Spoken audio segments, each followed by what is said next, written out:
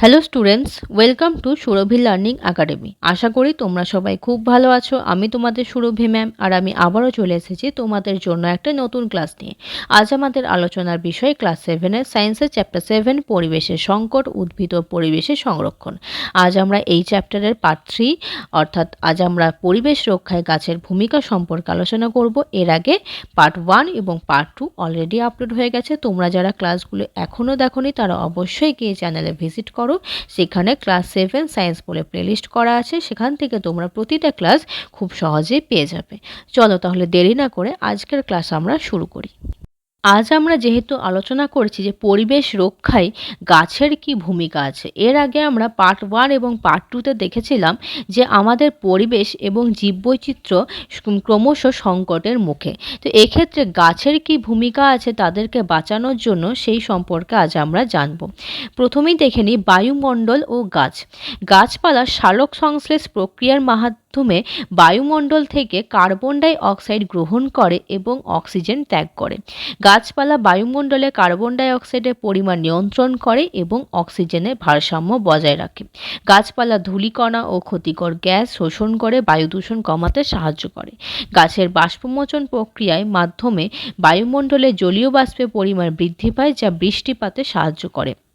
গাছপালা পৃথিবীর উষ্ণতা নিয়ন্ত্রণ করে এবং বিশ্ব উষ্ণায়নের প্রভাব কমাতে সাহায্য করে। গাছপালা বায়ুমণ্ডলে বিভিন্ন গ্যাসের মধ্যে ভারসাম্য বজায় রেখে পরিবেশকে বসবাসযোগ্য করে তোলে।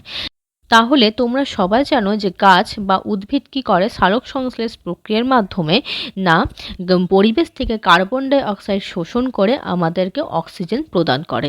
তাহলে আমরা যদি সব গাছ কেটে দিই, মনে করো পৃথিবীতে কোনো যদি গাছ না থাকে, তাহলে কি হবে? তাহলে গোটা পৃথিবী কার্বন ডাই অক্সাইডে ভরে যাবে, আমরা কোথাও থেকে আর অক্সিজেন পাবো না। তো বায়ুমণ্ডলে কি হবে না, বায়ুমণ্ডলে কার্বন ডাই অক্সাইডের পরিমাণটাই বেড়ে যাবে, তখন ধীরে ধীরে বিশ্ব উষ্ণায়ন হবে এবং পৃথিবীটাই ধ্বংসের মুখে এগিয়ে যাবে।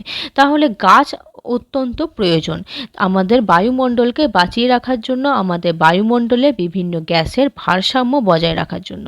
এছাড়াও যে বায়ু দূষণ হয়, সে বায়ু দূষণকে কমাতেও আমাদের গাছের সাহায্য করে।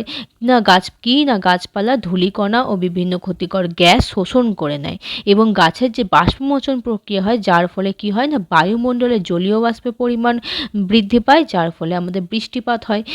এখন দেখবে অনেকে বলে যে আর সেরকম বৃষ্টিপাত হয় না। কেন হয় না? কারণ আগে গাছ লাগাও, গাছ লাগাবে তবে তো বৃষ্টিপাত হবে, গাছ লাগাবে তবে তো বায়ুমণ্ডলের বা পরিবেশের তাপমাত্রা কমবে।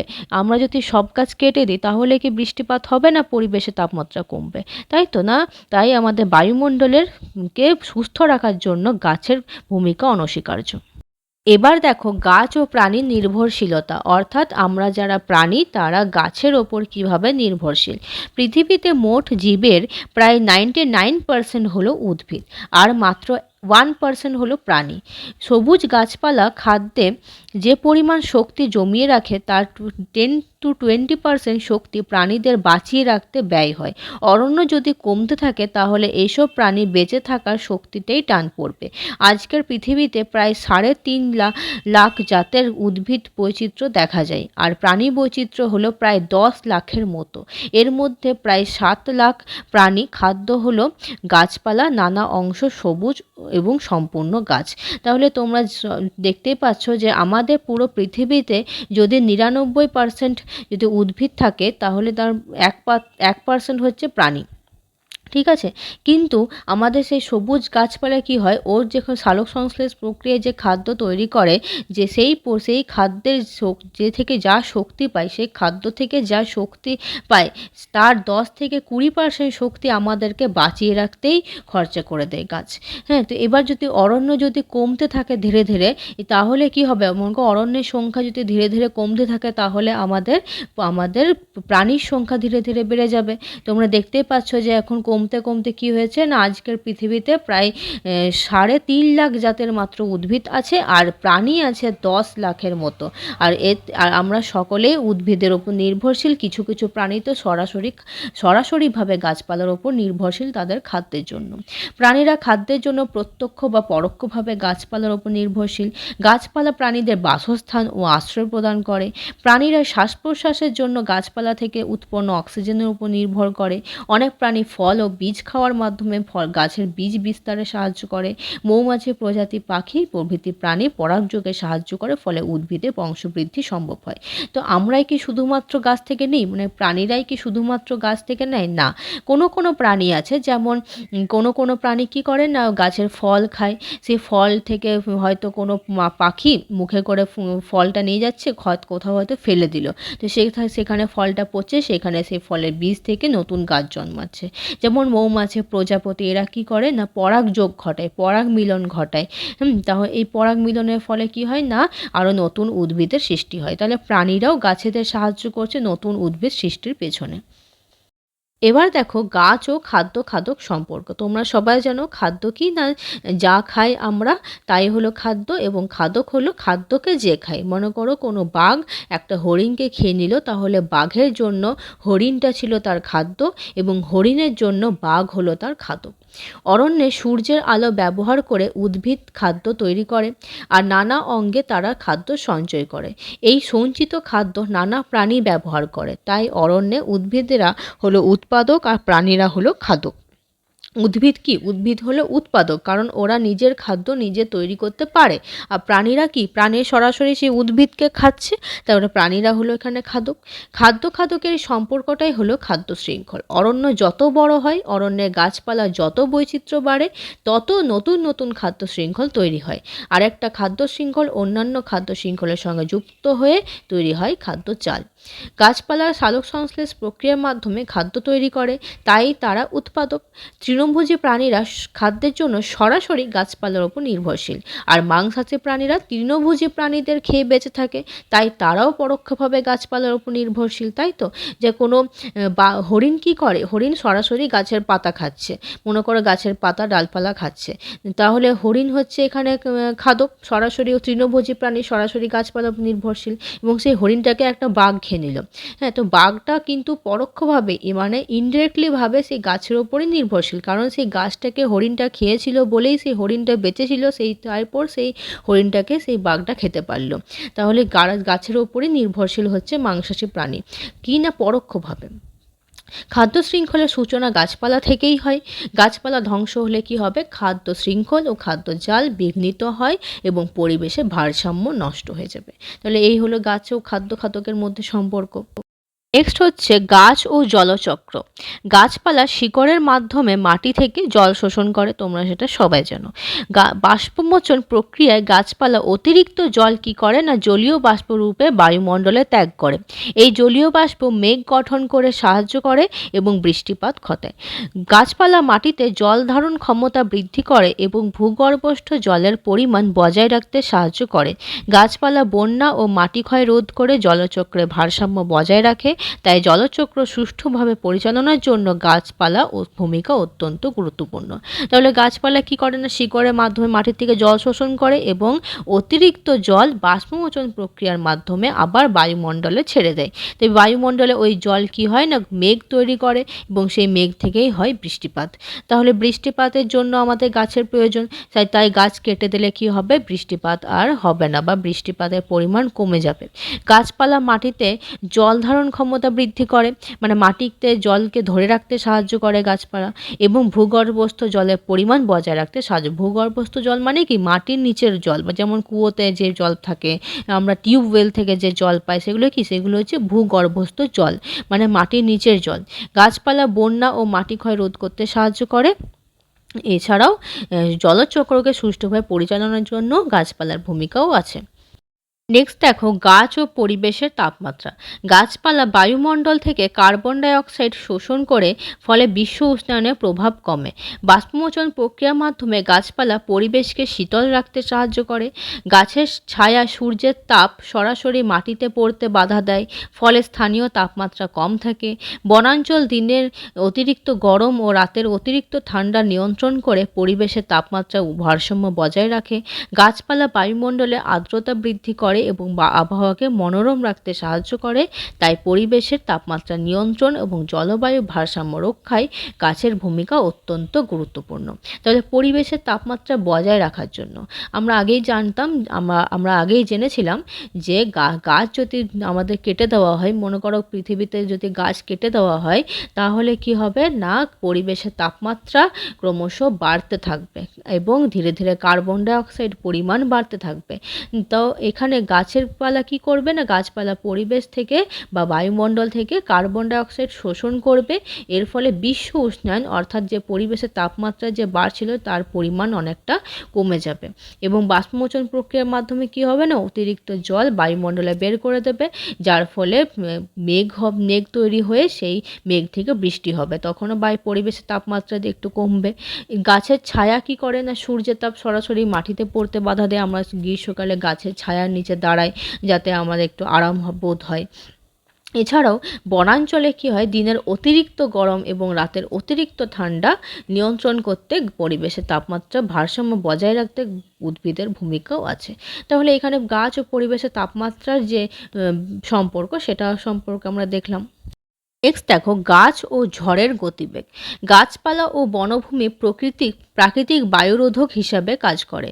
ঘন বনাঞ্চল ঝড়ের বেগ কমিয়ে দেয় এবং তার ধ্বংসাত্মক প্রভাব হ্রাস করে।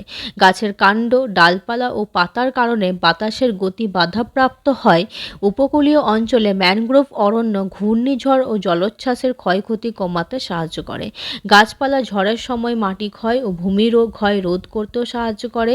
তাই পরিবেশ রক্ষা ও প্রাকৃতিক দুর্যোগের ক্ষয়ক্ষতি কমানো যায়। গাছপালার সংরক্ষণ অত্যন্ত গুরুত্বপূর্ণ। তাহলে ঝড়ের গতিবেগ কমাতেও গাছপালা সাহায্য করছে। কীরকমভাবে, যখন প্রবল ঝড় আসে তখন গাছপালা কী করে না, মাটিকে শিকড়ের সাহায্যে মাটিকে শক্ত করে ধরে রাখে, যার ফলে মাটি ক্ষয় রোধ করা হয়। হ্যাঁ, তাই তো। এছাড়াও কী করে না, গাছের কাণ্ড, ডালপালা, পাতা এরা কী করে না, বাতাসের গতিকে বাধাপ্রাপ্ত করে। মানে যদি ঝড় হয় তো এরা মাঝখানে গাছ থাকে তো একটু ঝড়টা কী হবে, একটা বাধা পাবে, বাতাসের গতিটা একটা বাধা পাবে, যার ফলে গতিবেগটা ওর কমে যাবে একটু। তাহলে ঝড়ের গতিবেগ কমাতে গাছ গুরুত্বপূর্ণ ভূমিকা পালন করে। নেক্সট দেখো, গাছ ও পরিবেশ দূষণ। গাছপালা বায়ুমণ্ডল থেকে কার্বন ডাইঅক্সাইড গ্রহণ করে এবং অক্সিজেন ত্যাগ করে, ফলে বায়ু দূষণ কমে। এটা তোমরা সবাই জানো। গাছপালা বাতাসে থাকা ধূলিকণা, ধোঁয়া ও বিভিন্ন ক্ষতিকারক গ্যাস শোষণ করে, ফলে পরিবেশকে নির্মল রাখে। গাছপালা শব্দ তরঙ্গ শোষণ করে শব্দ দূষণ কমাতে সাহায্য করে। গাছপালা পরিবেশের তাপমাত্রা নিয়ন্ত্রণ করে এবং বিশ্ব উষ্ণায়নের প্রভাব হ্রাস করে। গাছপালা মাটি ক্ষয় রোধ করে এবং মৃত্তিকাকে দূষণের হাত থেকে রক্ষা করে। গাছপালা জলচক্রে ভারসাম্য বজায় রাখে, জলদূষণের প্রভাব কমাতে সাহায্য করে। তাই পরিবেশ দূষণ নিয়ন্ত্রণ ও সুস্থ পরিবেশ বজায় রাখতে গাছপালার ভূমিকা অত্যন্ত গুরুত্বপূর্ণ। তাহলে এখানে দেখতে পাচ্ছি পরিবেশ দূষণ, যেমন মাটি দূষণ, জল দূষণ, শব্দ দূষণ, বায়ু দূষণ, এই সব কিছু কমাতে বা রোধ করতে গাছপালার ভূমিকা আছে। কীরকম না, বায়ু দূষণ কমানোর জন্য গাছপালা কী করে না, কার্বন ডাইঅক্সাইডকে শোষণ করে বায়ুমণ্ডলে অক্সিজেন ত্যাগ করে। ঠিক আছে। এছাড়াও কী করে না, বাতাস থেকে ধূলিকণা, ধোঁয়া, ক্ষতিকারক গ্যাস এগুলোকে শোষণ করে, যার ফলে পরিবেশে বায়ুমণ্ডল থেকে এইসব গ্যাসগুলো চলে যায়। গাছপালা কী করে, শব্দ তরঙ্গ শোষণ করে শব্দ দূষণ কমাতে সাহায্য করে। এছাড়াও কী করে না, তাপমাত্রা নিয়ন্ত্রণ করে, যার ফলে পরিবেশের বিশ্ব উষ্ণায়নের যে প্রভাব সেটা হ্রাস পায়। গাছপালা কী করে, মাটিকে শক্ত করে ধরে রাখে, মাটির ক্ষয় রোধ করে, মাটির উর্বরতা বাড়ায়। এর ফলে কী হয় না, মাটির মৃত্তিকা দূষণ থেকে আমরা রক্ষা পাই। গাছ কী করে না, জলচক্রে ভারসাম্য বজায় রাখে। এখনই দেখলাম যে গাছপালা কী করে, বাষ্পমোচন প্রক্রিয়ার মাধ্যমে অতিরিক্ত জল বায়ুমণ্ডলে ত্যাগ করে, যার ফলে মেঘ সৃষ্টি হয় এবং সেই মেঘ থেকে বৃষ্টি পড়ে। তাহলে সেই মেঘ থেকে বৃষ্টি পড়ে, কোথায় বৃষ্টিটা পড়ে, আবার সে নদী, পুকুর, খাল, বিলে পড়ে এবং সেখানেও কী হয়, জলের পরিমাণ বৃদ্ধি পায় বা জল দূষণও রোধ করে। তাহলে গাছ এই যে পরিবেশ দূষণ রোধ করতে বা পরিবেশ দূষণ কমাতেও গাছের ভূমিকা অত্যন্ত গুরুত্বপূর্ণ। নেক্সট দেখো গাছ ও মাটির ক্ষয়। গাছের শিকড় মাটিকে শক্তভাবে আঁকড়ে ধরে রাখে।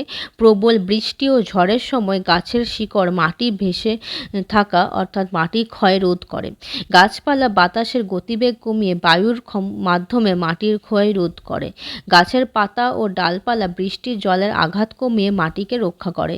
গাছপালা মাটির উর্বরতা বজায় রাখতে সাহায্য করে, তাই মাটির ক্ষয় রোধ ও কৃষি জমি সংরক্ষণে গাছের ভূমিকা অত্যন্ত গুরুত্বপূর্ণ। তাহলে মাটির ক্ষয় কিভাবে রোধ করে গাছ? না মাটিকে শক্ত করে ধরে রাখে, বাতাসের গতিবেগটা কমায়। আগেই দেখলাম যে গাছ ঝড়ের গতিবেগটা কমায়, যার ফলে কি হয় না বায়ুর মাধ্যমে যে মাটির ক্ষয় হতো সেটা প্রতিরোধ করা যায়। এরকম মাটির উর্বরতা বজায় রাখতে সাহায্য করে গাছপালা। তাহলে এইভাবে গাছ ও মাটির ক্ষয়ের মধ্যে যে একটা গুরুত্বপূর্ণ ভূমিকা আছে সেটা দেখলাম। গাছ ও জীবের আশ্রয়স্থল। গাছপালা বহু প্রাণী, পাখি, কীটপতঙ্গ ও অণুজীবের বাসস্থান হিসাবে কাজ করে। অনেক পাখি আছে যারা গাছে গাছে বাসা তৈরি করে এবং সেখানে ডিম পাড়ে ও বাচ্চা লালন পালন করে। কাঠবেড়ালি, বানর, গিরগিটি, সাপ সহ বিভিন্ন প্রাণী গাছে আশ্রয় নিয়ে নিরাপদে বসবাস করে। গাছের কাণ্ড, পাতা ও ডালে বিভিন্ন ধরনের পোকামাকড় ও অণুজীব বাস করে। বনভূমি অসংখ্য বন্যপ্রাণীর প্রাকৃতিক আবাসস্থল হিসেবে জীববৈচিত্র্য রক্ষা করে। তাই গাছ সংরক্ষণ করলে জীবদের নিরাপদ আশ্রয়স্থল সংরক্ষিত হয় এবং পরিবেশের ভারসাম্য বজায় থাকে। তাহলে এখানে দেখো যে নানা রকমের জীবের আশ্রয়স্থল হিসেবে কাজ করে গাছ। কারণ গাছে বিভিন্ন পাখি থাকে, বিভিন্ন প্রাণী থাকে, বাসা বানিয়ে থাকে। যেমন কাঠবেড়ালি, বানর, গিরগিটি, সাপ এইসব প্রাণীরাও গাছে থাকে। এছাড়াও পাখিরা তো বাসা বানায়ই, তোমরা সেটা জানো। এছাড়াও বিভিন্ন পোকামাকড় আছে, অণুজীব আছে, এরা সবাই গাছে। এবার লাস্ট পয়েন্ট দেখো, গাছ ও শব্দ দূষণ। গাছপালা প্রাকৃতিক শব্দরোধক হিসাবে কাজ করে। গাছের পাতা, ডালপালা ও কাণ্ড শব্দ তরঙ্গের একটি অংশ শোষণ করে এবং প্রতিফলিত করে। এর ফলে যানবাহন, শিল্প কারখানা, অন্যান্য উৎস থেকে উৎপন্ন শব্দের তীব্রতা কমে। রাস্তার ধারে ও শিল্পাঞ্চলের চারপাশে গাছ লাগালে শব্দদূষণ অনেকটা হ্রাস পায়। গাছপালা শান্ত ও মনোরম পরিবেশ সৃষ্টি করতে সাহায্য করে, তাই শব্দদূষণ নিয়ন্ত্রণে গাছের ভূমিকা অত্যন্ত গুরুত্বপূর্ণ। এটা তোমরা হয়তো অনেকেই কাছে নতুন। কীরকম না শব্দ দূষণ, এই যে বড় বড় যে যানবাহন চলে যেখানে বা শিল্প কারখানা, এখান থেকে অনেক জোরে জোরে শব্দ উৎপন্ন হয়। তো এর আশেপাশে কী করে না গাছ লাগানো হয়। গাছ কী করে না শব্দকে শোষণ করে নেয়, শব্দকে শোষণ করে সেটাকে প্রতিফলিত করে। তাহলে শোষণ করার ফলে কী হয় না শব্দ দূষণটাও হ্রাস পায়। তাহলে এখানে শব্দ দূষণে হ্রাস করার জন্য গাছের ভূমিকা আছে। তাহলে আজ আমরা কি জানলাম? আজ আমরা জানলাম পরিবেশ রক্ষায় না গাছের ভূমিকা কী রকম আছে। না তাহলে আজকের ক্লাস এই অবধি। তোমাদের যদি ক্লাসটি ভালো লেগে থাকে তাহলে অবশ্যই কী করবে না লাইক করবে এবং চ্যানেলটিকে সাবস্ক্রাইব করবে। চলো তাহলে আজকের মতো এই অবধি, দেখা হবে পরের দিন নতুন একটা টপিকে। চলো তাহলে তোমরা সবাই খুব ভালো থাকো।